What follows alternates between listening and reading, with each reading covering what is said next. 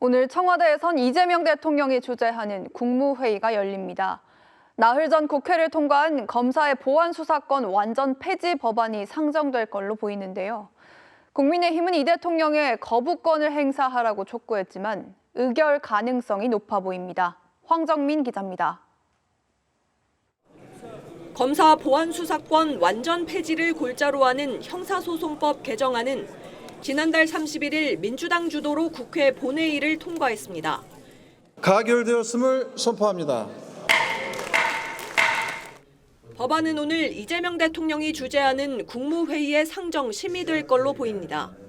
앞서 청와대는 법안 국회 가결 직후 국회 입법 과정과 최종 판단을 존중한다고 밝힌 만큼 의결 후 공포 수순에 들어갈 가능성에 무게가 실립니다.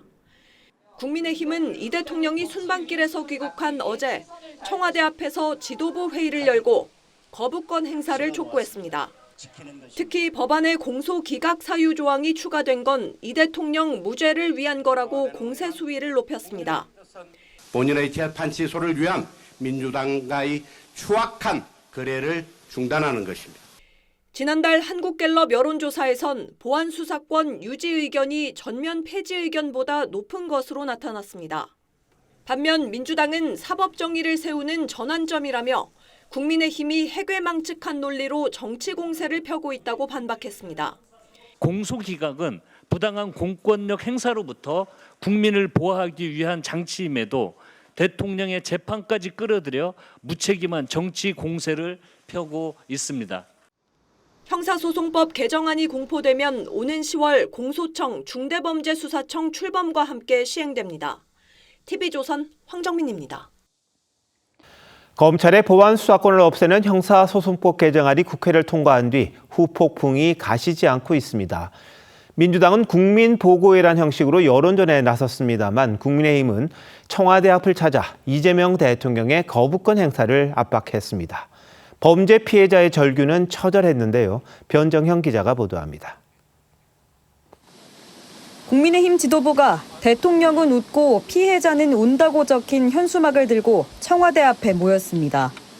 이 자리에서 현장 최고위 회의를 열고 이재명 대통령을 향해 형소법 개정안에 거부권을 행사하지 않으면 탄핵 요구에 직면할 것이라고 경고했습니다. 거부권 행사를 거부한다면 대한민국을 지키기 위한 국민의 탄핵 요구는 더 거세질 것입니다. 오늘 귀국한 이 대통령이 먼저 챙겨야 할 일은 본인 재판 취소를 위한 민주당과의 추악한 거래를 중단하는 것이라고도 했습니다. 개혁신당 싱크탱크 여론조사에 따르면 대통령이 보안수사권 폐지 법안에 거부권을 행사해야 한다는 의견은 59.6%였습니다. 민주당은 법안 통과 사흘 만에 국회에서 국민보고회를 열고 피해자 보호 TF를 구성하는 등 사회적 우려 해소에 주력했습니다. 민주당은 오직 국민을 위한 형사사법체계가 현장에서 대대로 안착될 수 있도록 모든 노력을 다하겠습니다. 논란이 된 공소기각 조항 역시 대통령 재판과는 무관하다고 주장했습니다.